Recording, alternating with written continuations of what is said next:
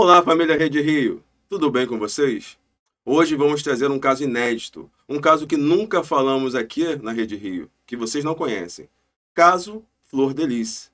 Estamos com uma convidada muito especial. Uma convidada que participou do julgamento de um dos filhos de Flor de Lis, o filho Flávio. Não só participou, como também o defendeu. Recebeu essa missão que para muitos era quase impossível, defender um dos filhos da Flor de Lis, que para muitos ali era réu confesso. Estamos falando da doutora, a defensora pública, doutora Renata Tavares. Olá, doutora Renata, como vai a senhora? Tudo bem? Oi, tudo bem? Bom dia a todos. Feliz aqui de estar com vocês. Doutora Renata, eu virei seu fã no Tribunal do Júri. Virei seu fã pela forma que a senhora trabalha. Um jeito espontâneo, um jeito humano de trabalhar na Defensoria Pública, um cargo que tem muito sentimento, né? Porque dependendo da forma como o defensor público vai trabalhar, ele pode entrar no julgamento já colocando o réu como condenado ou acreditando na defesa dele. E eu vi que a senhora trabalha em prol, principalmente da justiça. E eu virei seu fã pela forma espontânea, carinhosa e principalmente humana que a senhora trabalha. Tá? Acredito que seja uma característica do seu trabalho e principalmente da senhora. Ah, que isso, obrigada. Na verdade, cara, assim, a gente, por mais que os crimes sejam horrorosos, a gente tem que entender que o sujeito pode ser, né, de alguma forma inocentado. Se a gente entrar ali e achar que o cara tem que ser condenado, que o sujeito, então não dá, né? Porque, assim, a gente tem que resgatar a ideia de ser humano do sujeito estar centrado no banco dos réus, né? Que o processo penal tira muito, né? Mas, enfim. Mas eu queria agradecer pelos elogios. Não é acostumada a tomar muito elogio, não. Pelo contrário, as pessoas meio que me odeiam. Não, pelo contrário. É uma fala que eu sempre digo aqui na Rede Rio a figura, aí a gente coloca de forma generalista, a figura do advogado não se confunde com a figura do cliente. Então, o papel do defensor público, do advogado, em trazer a justiça, ele traz o que é mais justo na visão dele para a pessoa que está sendo acusado. Mesmo que isso seja a condenação, mas que ele seja enquadrado na lei que melhor lhe cabe. Então, eu acredito que isso seja democracia e se isso seja justiça. Estou errado? Não, você está certíssimo, cara. Inclusive, as primeiras perseguições, por exemplo, as decisões das cortes internacionais sobre a figura do advogado, a figura do defensor, seja público ou privado, é exatamente isso. É não misturar a figura da pessoa que comete o crime com a figura que defende, como, por exemplo, aconteceu na Lava Jato, que, de repente, os advogados da Lava Jato eram tão criminosos quanto as pessoas que eles estavam defendendo. Isso também não é legal. Sim, com todo esse... Mas, às vezes, é um atuar muito antipático, entendeu? Bem antipático, assim, antipatizante, sabe? E é muito doloroso, porque você está no tribunal do júri... Eu não gosto de falar esse termo que eu vou falar agora, que é um termo um pouco assim, preconceituoso, mas que pode soar preconceituoso, mas é um termo um pouco esquizofrênico da minha parte, porque ao mesmo tempo que eu sofro no tribunal do júri, eu não consigo me livrar dele. Eu não sei aonde trabalhar, se tipo, pensar na defensoria em vários lugares, eu não me imagino em outro lugar que não seja ali. Mas quando você chega ali, você vê a família da vítima chorando, a família do réu chorando, né? É todo um drama. E talvez aquilo me faça ficar assim... Aí eu vivo cheia de óleos essenciais, entendeu? Eu distribuo óleos essenciais, entendeu? Eu começo a fazer respiração lá no meio. Porque, porra, para aliviar um pouco o peso disso tudo, sabe? Cara, nunca vou esquecer o primeiro... Quando eu fui fazer morei na Argentina 2 anos para estudar direitos humanos lá. Quando eu voltei, fui fazer um júri. O primeiro júri que eu fiz tinha saído da aula dia 24 de dezembro, sei lá, 23 de dezembro. O primeiro júri foi 7 de janeiro. Foi um feminicídio. O cara deu 27 facadas na avó, na esposa, 7 na sogra e 3 no vizinho que foi separar. E chegou para mim e falou assim, não, eu matei por amor. Eu falei, putz, grila, cara. Que é isso? pesado, sabe? Por amor. Nossa. Bem pesado. Doutora Renata, antes de entrarmos aqui no caso inédito, Flor de Lis, de perguntarmos, eu gostaria de saber algumas outras coisas da senhora.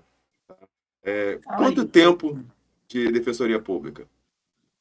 20 anos eu completei esse ano. 20 anos. Nesses 20 anos, qual foi o caso que mais marcou a senhora?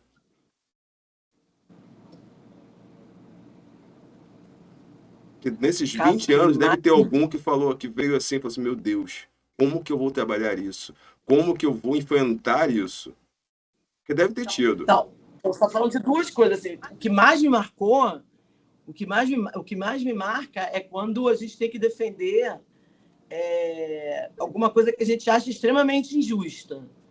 Então, por exemplo, assim, é o caso de uma mulher que apanha sistematicamente do marido e ela vai lá e mata o marido.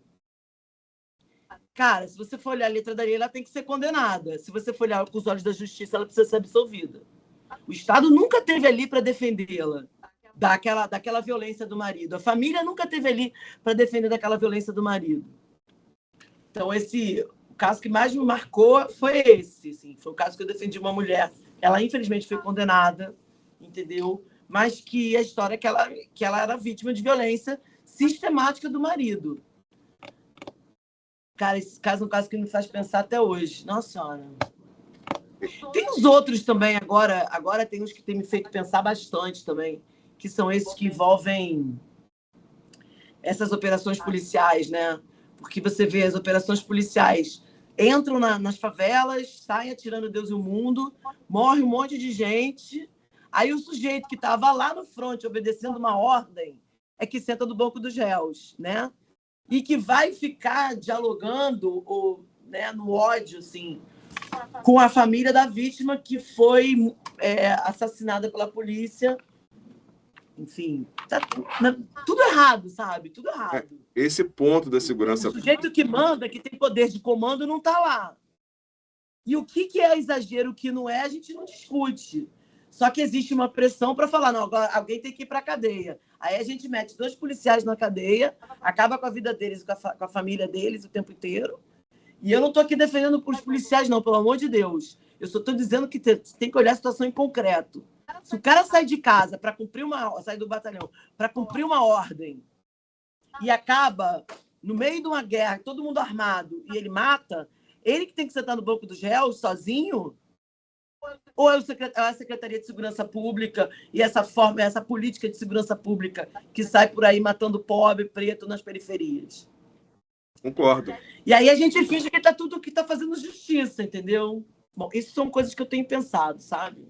Não, esses 2 pontos. Primeiro vamos falar sobre a segurança pública, depois nós vamos voltar a esse caso dessa mulher aí, porque também a gente tem algumas informações sobre casos de violência contra a mulher que se transformam numa violência em resposta, que muitas vezes essa resposta é ceifar a vida do algoz e essa pessoa é condenada. Mas vamos deixar isso por segundo. Vamos primeiro falar da segurança pública, já que a senhora falou. Eu concordo.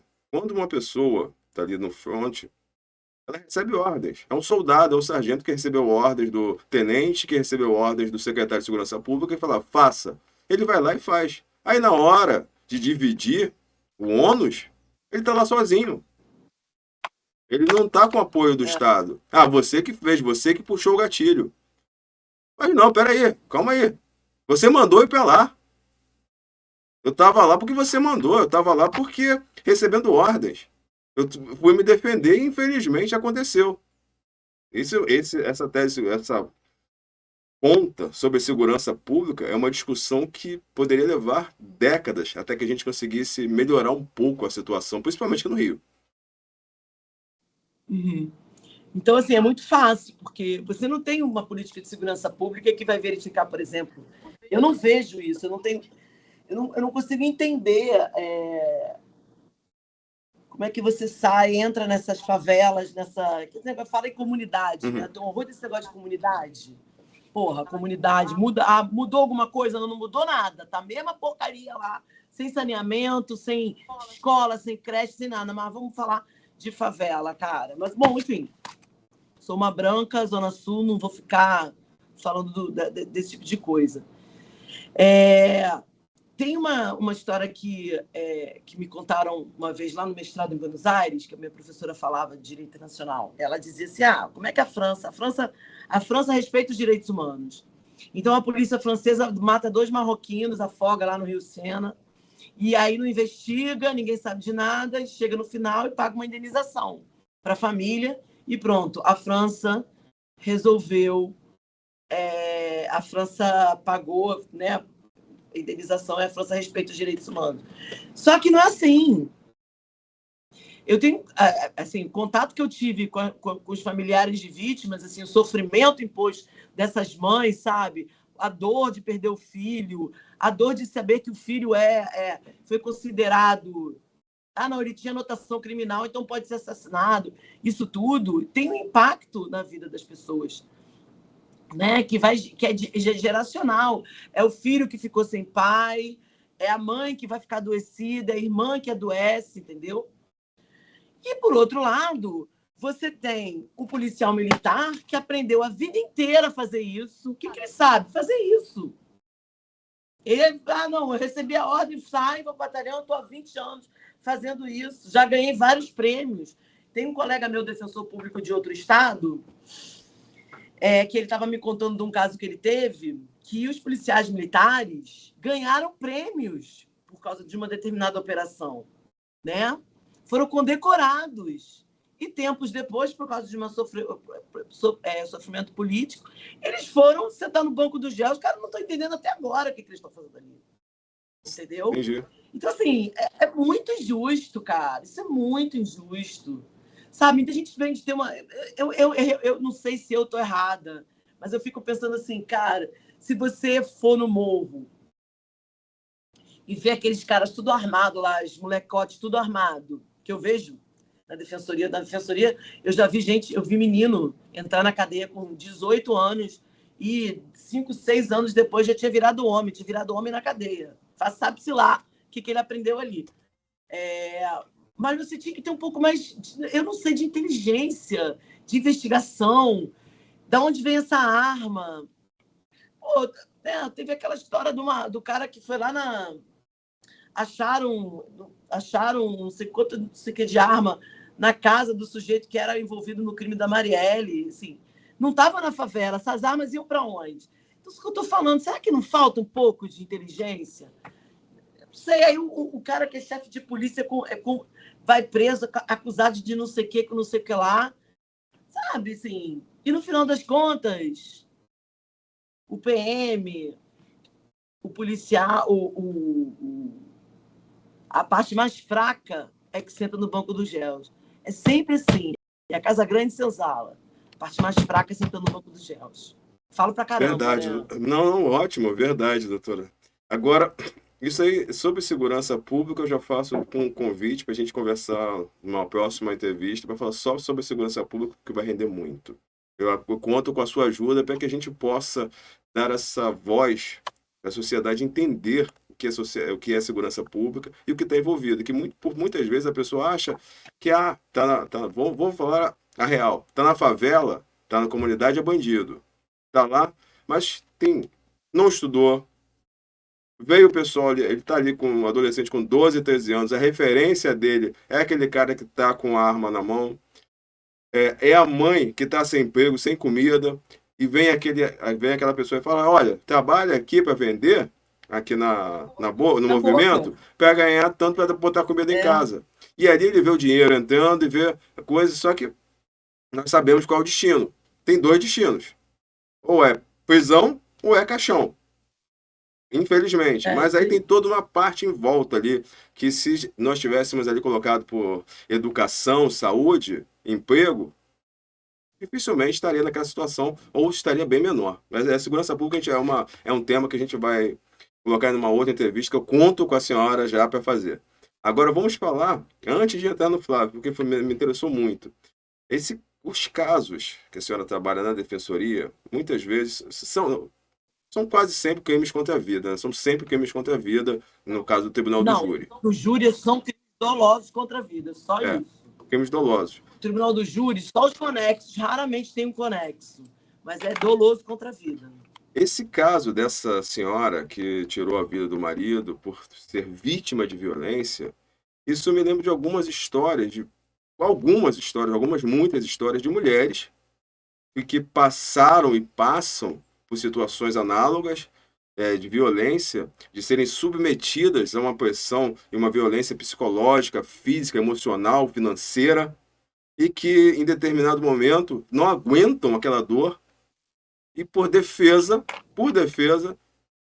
retiram, ceifam a vida do seu algoz. Só que a nossa legislação coloca essa mulher como criminosa, sem levar em conta todo o histórico de vida. E esse histórico de vida, para trazer para o tribunal do júri, se resume a 1 hora e meia de debate trazido pela Defensoria Pública ou advogado, que não consegue trazer as informações, porque às vezes são anos, décadas de sofrimento. Isso está certo, doutora? Cara, isso assim, uma das paradas mais injustas da face da Terra, assim, porque, tipo, tem uma colega minha, defensora pública, Glaucia Mauês, inclusive eu recomendo que você entreviste, que ela é terrível. Pode me mandar contato, com certeza. Cara, ela é genial, cara. E ela fez uma defesa de uma mulher uma vez. Inclusive, ela está no Legítima Defesa, que é um documentário, não sei se você viu. Legítima Defesa sobre mulheres que matam. Ainda não vi, vou aqui ver. No Brasil, veja, é muito bom. Aqui no Brasil, na Alemanha, na Inglaterra, nos Estados Unidos, todas as mulheres que matam, elas matam, na maioria das vezes, os seus companheiros, maridos e tal, e elas têm sempre duas qualificadoras. O recurso que impossibilitou a defesa da vítima e o meio cruel. O que é o recurso que impossibilitou a defesa da vítima? Elas matam o cara dormindo. E qual é o meio cruel? Elas jogam alguma coisa que está no dia a dia delas, né? Então, elas jogam uma água quente, elas dão uma martelada. O caso da Glaucia foi esse. O cara chegou em casa, estuprou a mulher, deitou e dormiu, ela acordou, não aguentou mais. Foi lá numa explosão de ira e deu. Cara, aí que você tá. É justo que essa mulher vá lá. Ah, não, ela matou. Mas esse cara não estava matando ela aos poucos. E olha o número de feminicídio. Cara, não é possível. Eu fui defensora de Duque de Caxias no júri de Duque de Caxias durante 8 anos. Nesses 8 anos, a maioria dos crimes que eu fiz foram crimes de feminicídio. Quem morre são as mulheres. Então é aquela história, cara. Se eu não matar, eu vou morrer. Ou eu vou morrer de um tiro na cara, de uma facada no pescoço, quando eu desistir de sair daqui. Olha o júri que eu vou fazer hoje. A mulher não aguentava mais, saiu de casa, o cara foi lá de madrugada e matou a mulher. Entendeu? Então, às vezes, as pessoas não entendem que a única saída é essa. Essa mulher não vai ter paz. E não ter paz significa o quê? Significa uma morte lenta. Só que o sistema de justiça, a lei, não consegue entender isso. Nesse ponto, eu acho importante o Tribunal do Júri, porque o Tribunal do Júri pode absolver por clemência. Agora, o que o Tribunal do Júri adora absolver por clemência? Os homens que matam as mulheres, né? Porque eles ficam falando assim, né, fazendo memória, justiça, verdade e reparação, ficam falando mal das mulheres, falam que as mulheres tinham que ter um comportamento X e Y, que elas provocaram, né? Agora, quando é o homem, quando a mulher que mata, não. Ela é sempre uma messalina. Inclusive, um dos maiores juristas do nosso país, eu tenho o maior respeito por ele, Evandro Luiz e Silva, naquele julgamento clássico que foi do Doc Street, ele fala da Ângela Diniz, falando daquela messalina, como se ela tivesse um comportamento de moça recatada e do lar, ela não mereceria morrer. Mas como ela não tem, ela decidiu viver a vida dela. Então, assim, isso é uma parada que me embrulha o estômago. E até mesmo, assim, você quer ver uma coisa, assim, essas mulheres que matam o marido, elas não fogem do lugar. Elas ficam ali esperando a polícia chegar. Os maridos estão sempre fugindo, entendeu? Sim. É porque eu não posso chegar para você e falar, eu não posso falar em termos técnicos de pesquisa. Aliás, eu acabei de ter essa ideia, você acabou de me dar uma ideia. né, de eu fazer uma pesquisa agora sobre isso. Fazer uma comparação entre um caso ou outro. Um estudo de caso? E começar a fazer isso aqui no meu júri. A gente fez uma pesquisa lá em Caxias das mulheres que... E olha aqui, outro ponto interessante. Quando elas são ou não querem ser consideradas, devem ser consideradas loucas ou não. Porque essa violência diária, essa ameaça de violência, ela vai adoecendo a pessoa. Então, a gente pegou um recorte temporal, mulheres que fizeram júri, mulheres que fizeram exame de sanidade mental, exame de sanidade mental para quando estavam acusadas de... Geralmente, as mulheres que fazem esse tipo de sanidade mental, vocês entendem, tá legal. Eu tenho medo de ficar falando juridiquês. Não, tá ótimo, tá Geralmente, ótimo. Perfeito. Tá, beleza. Geralmente, essas mulheres que fazem isso são mulheres que têm a ver com comportamentos ligados a como deveria ser a mulher, entendeu? Então, por exemplo, a mulher que abandona um filho. Não, essa aí deve estar maluca. A mulher que mata o marido. Aí instala logo um incidente. Não é caso de incidente. É caso de legítima defesa. Mas não uma legítima defesa que está na lei. A Glaucia Maes entende que, nesse caso, é inexigibilidade de conduta diversa. Porque se você interpreta a violência contra a mulher como uma doença, como uma violência sistemática, ou seja, todo dia, entendeu? A única forma de você se livrar disso é se você livrar desse cara. E se você olhar os casos em que essas mulheres morrem, a única forma de você se livrar disso é se você livrar dos caras. Entendeu? Esse direito que está aí, ele não tem que mais ser direito europeu, branco, entendeu? Que vem da Europa e a gente acha tudo bonito. Ele tem que olhar para a realidade e ver, entendeu? É igual assim, meus colegas defensores, pessoal da advocacia, eles ficam chateadérrimos, para não falar outras palavras, né? Quando eu falo, cara, medida cautelar de prisão preventiva, no caso de violência de gênero, mandar o cara para a cadeia, não é medida cautelar, ou seja, para cautelar o processo. É medida protetiva da mulher. Entendeu? Se o cara não for preso, ela morre. É isso. Eu posso fazer um parêntese? Então, é uma outra perspectiva do direito. Não é aquele direito branco, europeu, que vai dizer que a pessoa só pode ser presa depois de sentença penal transitada em julgado. Isso aí é para quem não vai matar no dia seguinte. Esses caras, eles matam no dia seguinte. Estão completamente loucos, entendeu? Eu posso fazer um parêntese? Oi? Posso fazer um parêntese? Pode, todos. Adoro debate. Então, eu tive um caso que eu cobri agora, semana passada. Tem 10 dias, na verdade. A mulher tinha separado o marido, tinha 2 filhos, em agosto. Pediu separação, ele não aceitou. Ela foi na polícia, pediu a medida protetiva. Foi dada para ela. Aí foi oferecido para ela a ronda de violência doméstica. Ela falou que não precisava. Isso foi em agosto. Aí passa agosto, setembro, outubro, novembro, e o cara ameaçando, e ela correndo dele. Em novembro, ele fez mais ameaças de violência, conseguiu fazer violência física contra ela e foi preso. Ele foi preso em flagrante por conta das ameaças e por ter descumprido a medida protetiva. Foi preso. Ele, na audiência de custódia, falou para o juiz: não tem problema não. Assim que eu sair daqui, eu mato ela. Foi dia 22 de novembro. Falou para o juiz, para o policial, todo mundo soube.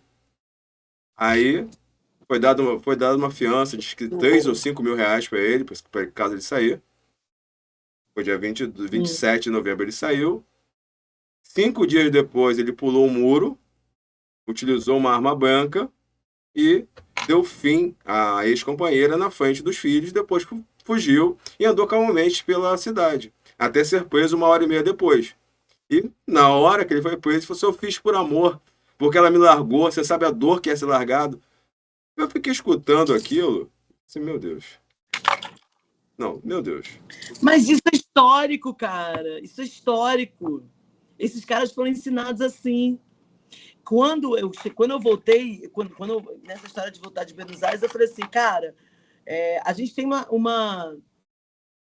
situação estrutural de violência contra a mulher. O que é a situação estrutural de violência contra a mulher? A massiva é todos os dias. É o companheiro todos os dias. Hoje você fala de violência política, hoje você fala de violência institucional, entendeu? Você tem vários tipos de violência. Você tem, por exemplo, o caso da Corte Interamericana de Direitos Humanos, que eu acho imprescindível ler, tem até um filme, que é o de Campo Algodoneiro, que as mulheres de Cidade Juarez eram simplesmente assassinadas e jogadas e ninguém investigava e ninguém fazia porcaria nenhuma. Eu fico imaginando uma pessoa, o sujeito mata eu sou de uma cidade do interior do Rio de Janeiro, chamada Cambuci. Conheço. Cambuci, o Tribunal do Júri, conhece? Conheço. Melhor lugar do mundo. Cara, então, lá na roça, se o sujeito... Imagina comigo, você está lá em Cambuci e o Tribunal do Júri lá é um acontecimento. Aí vai todo mundo lá. Aí você está lá falando, você, defensor ou defensora, defendendo o seu assistido, o seu defendido, dizendo, não, essa mulher é uma filha da mãe, essa mulher é uma piranha, essa mulher estava de saia curta, essa mulher estava provocando. Se essa mulher estivesse no lar, em casa, cuidando dos filhos, não teria acontecido nada disso. Todo mundo sai dali ouvindo, aí o cara é absolvido. Todo mundo sai ouvindo aquele discurso. Esse discurso já é um discurso. Mas eu só matei minha mulher, doutor. Eu não entendia. Porque antes de ir para 8 anos em Caxias, eu fiquei 8 anos na execução penal. E em Bangu 2 foi o presídio que eu mais fiquei. E lá o malandro chegava para mim e falava assim, malandro maneira de dizer, tá? O réu chegava para mim, falava para mim assim, olhava assim, homicídio simples. Não, doutor, isso não foi nada não, só matei minha mulher. Isso que você falou aí isso que você falou aí eu matei por amor, essas coisas assim, foi o que eu mais ouvia na face da terra. Mas é porque também é um discurso que é alimentado. É um discurso de posse que é alimentado, entendeu? Por isso que a gente precisa pensar muito em educação em direitos humanos. Muito. Sabe, lá em Caxias, o que a gente fazia? Eu percebia que tinha os lugares que tinham muita violência. Os crimes de homicídio vinham de lá. Aí eu ia para as escolas para falar sobre violência. Gente, a violência contra a mulher, meninos de 15, 16 anos, entendeu? Os caras vão aprendendo. Estrutural. Então, assim, mas aí é que tá, cara. Sendo isso estrutural, isso significa que a gente não precisa fazer nada? É aquele caso, né? Mesmo que todo mundo esteja fazendo errado, por que você não faz o certo? Então, isso são coisas, são políticas. Eu acho que a gente tem que pensar numa política.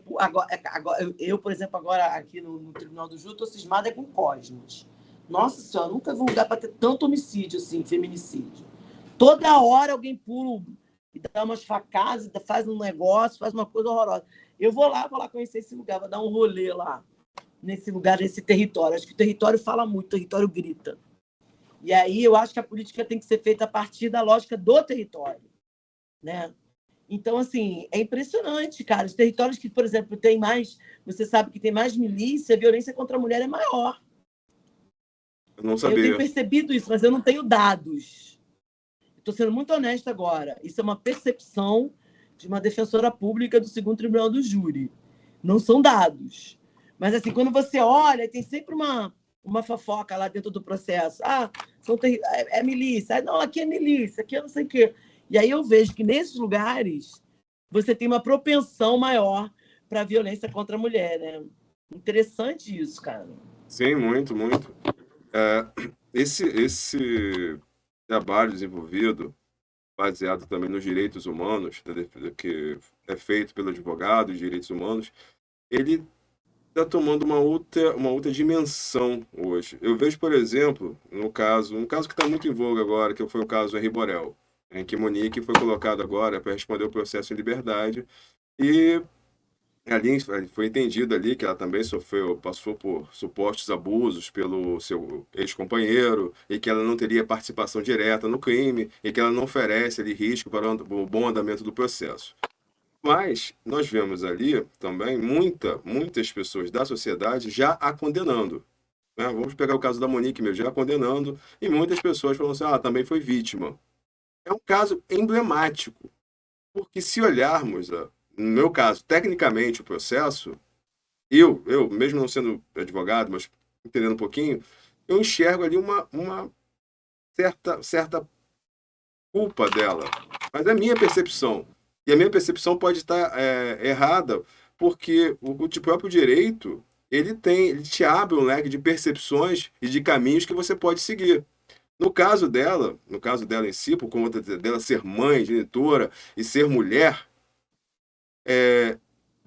pode existir que mulheres e que pessoas utilizem da causa feminina em benefício, mesmo que estejam erradas? A senhora tem essa percepção ou nunca encontrou um caso assim? Essa discussão passou muito na discussão lá da advogada do Neymar, quando o Neymar foi acusado de estupro. Sim,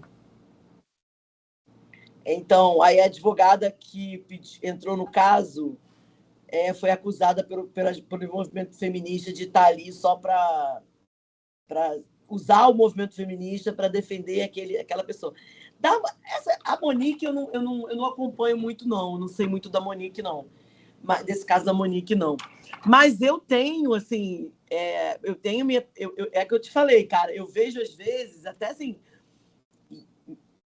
que até alguns jurados até esperam, tratam melhor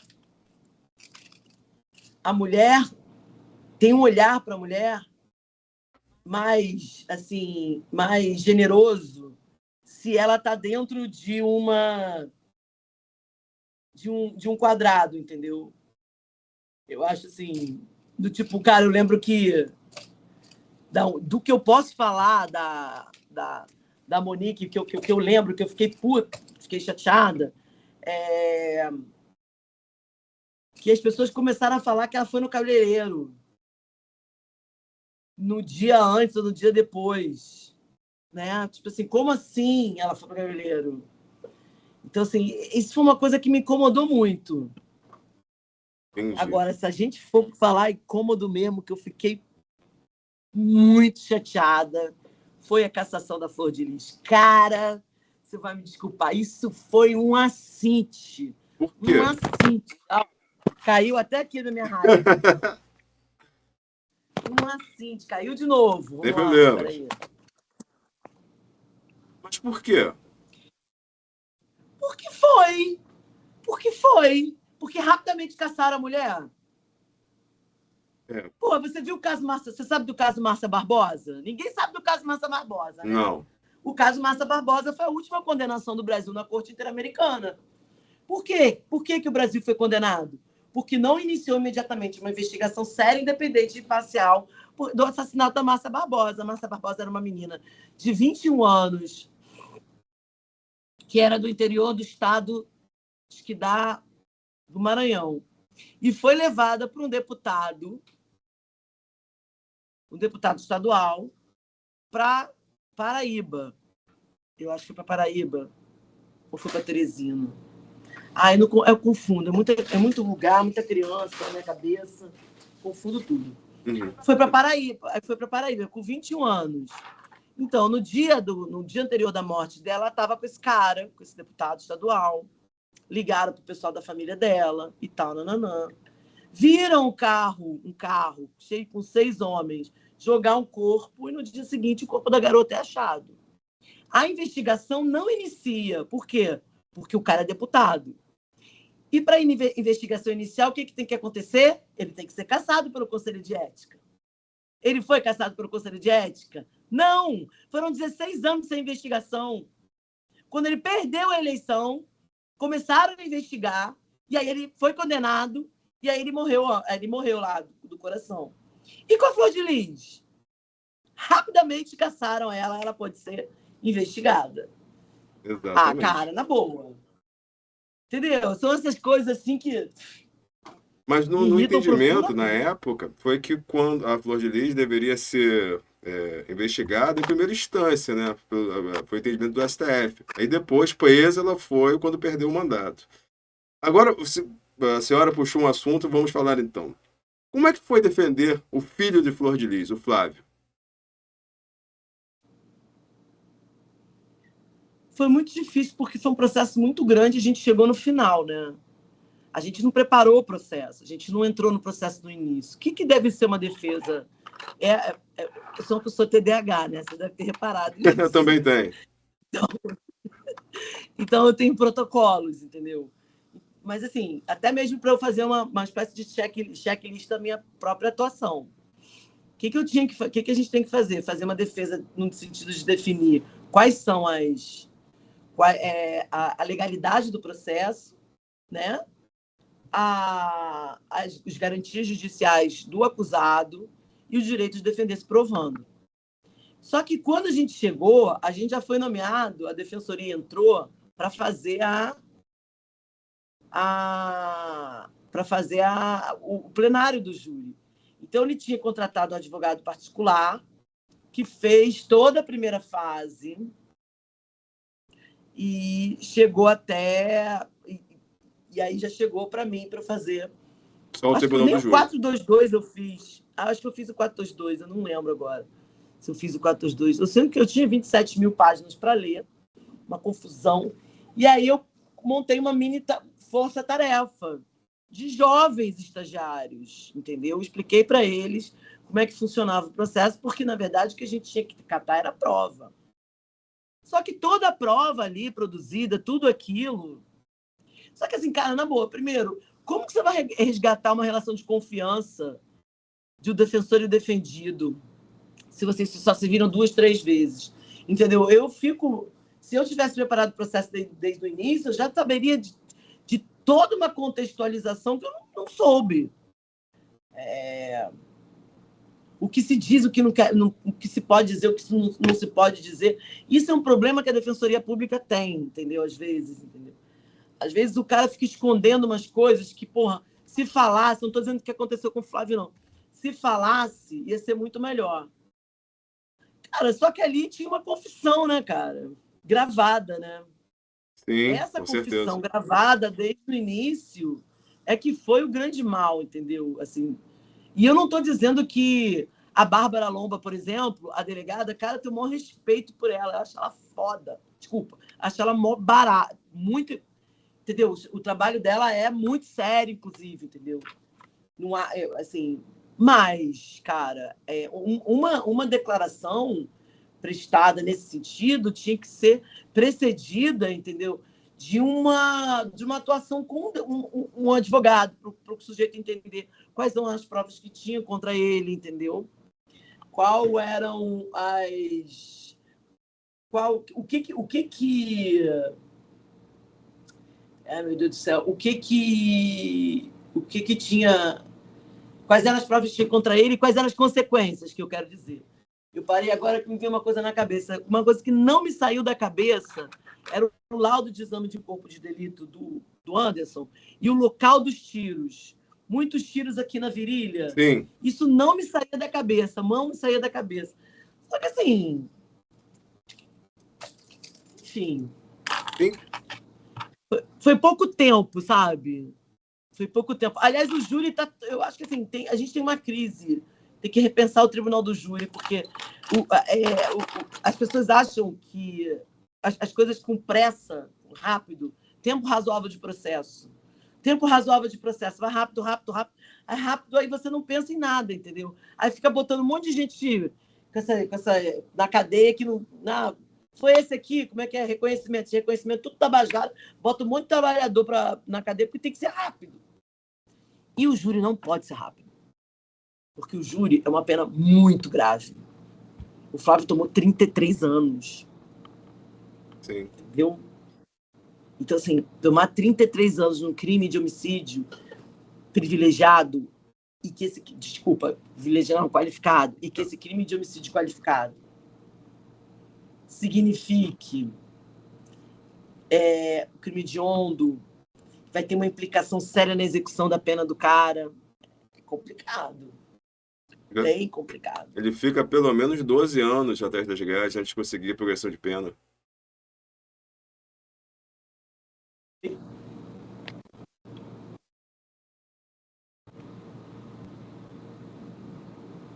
Doutora Renata?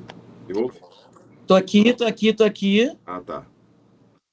Tem uma pequena Só congelada não tô aqui. me vendo, mas tô aqui. Aí, tô me vendo. Tá me Tô ouvindo? ouvindo. Ué, não sei o que aconteceu. Peraí. Tá, pode continuar. Tava falando? Tava falando sobre o Tribunal do Júri não pode ser rápido. Então, os processos do Tribunal do Júri têm que ser feitos.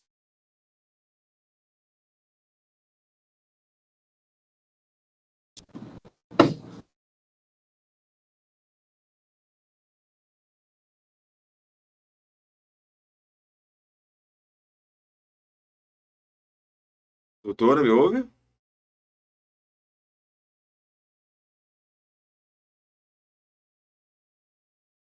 Doutora, me ouve? Caiu de novo. Tá voltando, tá voltando. Tô aqui. Você vai voltar já. Às vezes acontece isso com sinal. Tô. Vê se a senhora consegue ligar e desligar a câmera, por favor.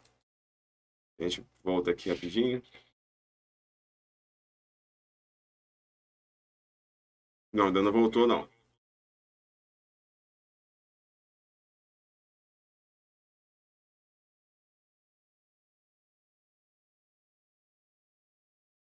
Não voltou ainda, não.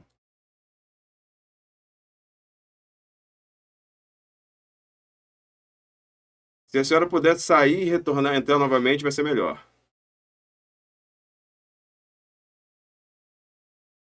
Acho que travou no Skype.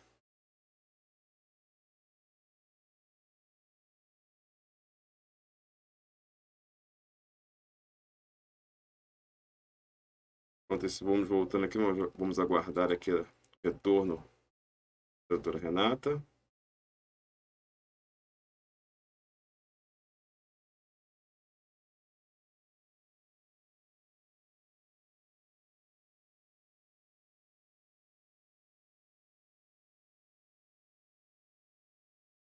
Me ouve, doutora?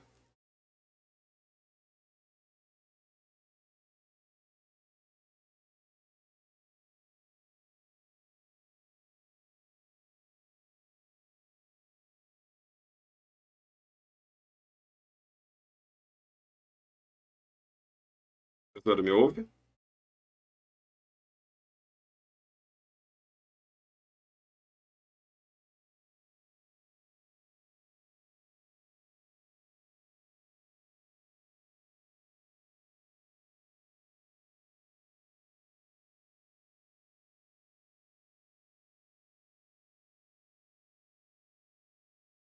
Doutora Renata, me ouve?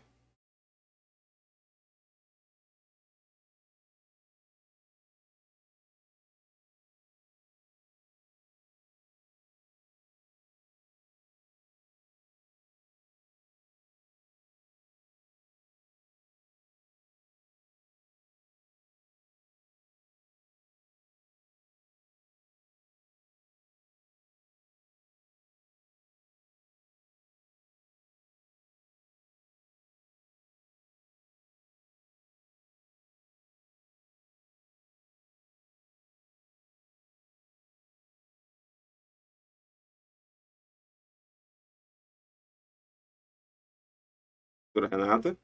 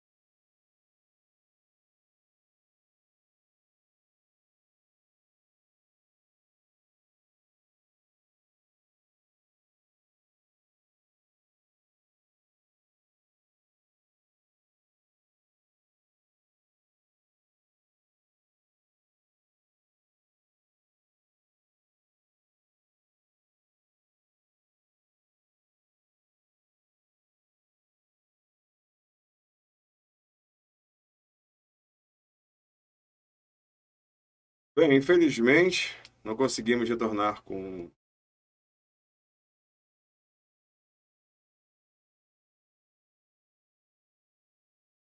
Doutora Renata?